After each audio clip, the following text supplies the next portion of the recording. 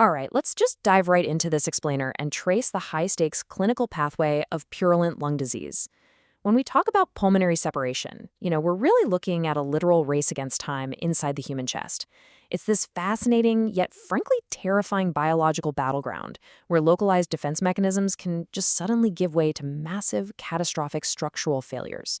So today, we're going to walk step by step through that whole progression.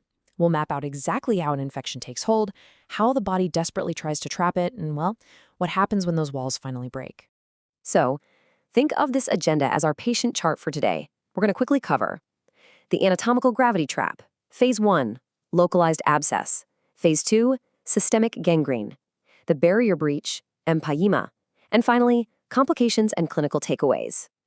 Our visual roadmap today basically maps out a total nightmare scenario. We start over in Zone A, right? This is where the infection is contained within a nice defined pyogenic capsule, the abscess.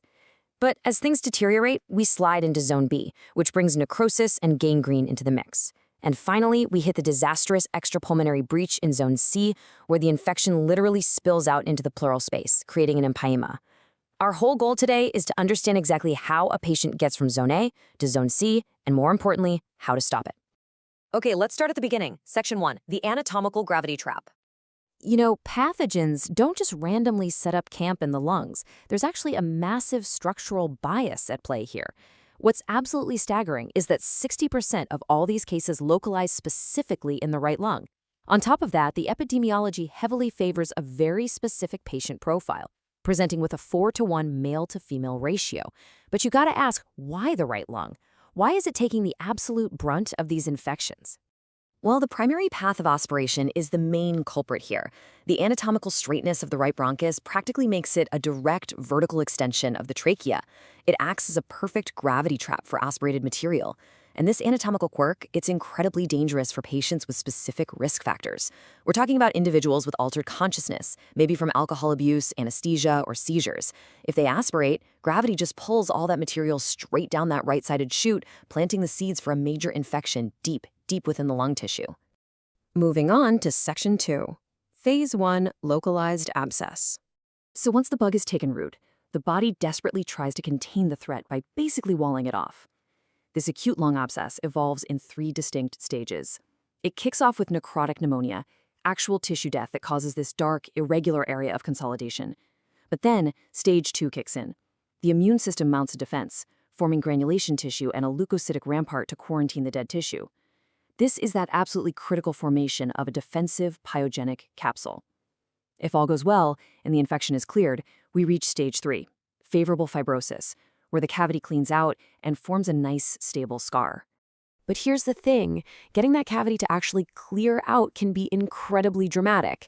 If the abscess successfully drains into a communicating bronchus, you'll witness the unforgettable mouth-full phenomenon. A patient might suddenly cough up over 500 milliliters of unbelievably foul-smelling pus in a single, exhausting event. If you were to collect this in a test tube, it literally settles into 3 distinct layers. You've got a frothy mucus layer on top, a thick, turbid liquid of pure pus in the middle, and sitting at the bottom, this heavy gray mass of detritus containing actual necrotic pulmonary tissue flaps. It's a shocking clinical presentation for sure, but it perfectly illustrates the sheer scale of tissue destruction happening inside the chest. The second that abscess forms, the race to drain and treat is on. Think of this table as your ultimate clinical reference guide for empiric antibiotic therapy. It highlights the critical need to match your specific pathogen to the right drugs. If you're dealing with a foul-smelling anaerobic infection, clindamycin is your go-to, first-choice weapon. For an aggressive gram-positive staph infection, you pivot straight to oxacillin. And for those tricky, stubborn bugs like Pseudomonas, you bring in the heavy artillery, aminoglycosides mixed with quinolones. Precision here is literally everything to keep the infection from outsmarting the body's capsule. All right, Section 3, Phase 2, systemic gangrene. But what happens when the body's defenses completely fail and those containment lines just totally break down? Well, the crucial point of contrast here is between the defined, manageable capsule of an abscess and the absolutely terrifying, borderless escalation of pulmonary gangrene. See, an abscess limits the necrosis, but gangrene hits when there is a massive thrombosis of both the pulmonary and bronchial vessels. This means a total cessation of blood flow to that area of the lung. Without blood, there's no immune response, no delivery of antibiotics, and literally no borders to stop the rot. At this stage, you can practically feel the severity. The lung tissue just turns into this massive, undefended necrotic zone. The clinical picture goes terminal incredibly fast. The patient will suffer extreme exhaustion, and their sputum shifts to this dirty gray or green color with a profoundly foul smell. And most terrifyingly, imaging will reveal gangrenous sequesters. These are literal chunks of dead, decaying lung tissue just floating freely within the cavity. Once you reach this stage, conservative therapy with antibiotics and postural drainage is over. It's just no longer an option. Resection of all the gangrenous tissue via a lobectomy, removing a lobe, or a pneumonectomy, removing the entire lung, is an absolute life-saving imperative. The surgeon literally has to cut out the rot to save the patient's life, even though it comes with immense risks like mediastinitis. Okay, section 4, the barrier breach, empyema. So what happens when the outer wall of the lung actually gives way? That's when we see acute empyema of the pleura. Empyema represents a massive structural failure. The pleural cavity is supposed to be this normally sterile space between the lung and the chest wall.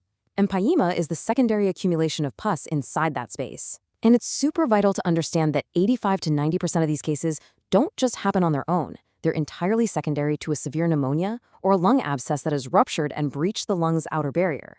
Imagine you're looking right at this patient's x-ray. The pus has spilled out, and it's pooling at the bottom of the chest cavity. The defining radiological signature of this breach is the Demoisseau line. It's that distinct oblique upper contour of fluid rising up along the chest wall that completely obscures the normal curve of the diaphragmatic dome.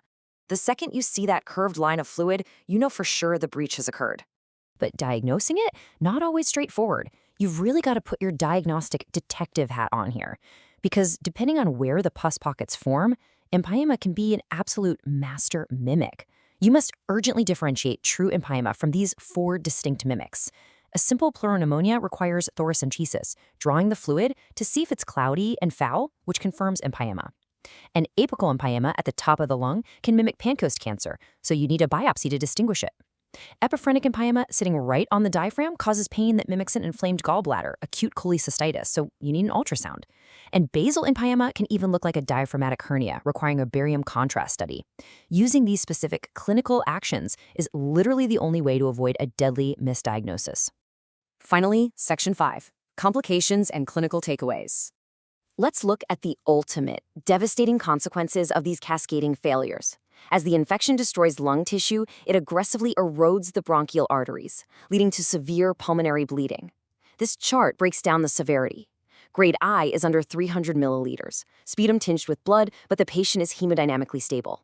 But if you see a sudden drop in blood pressure and tachycardia, you're looking at a grade 2 risk.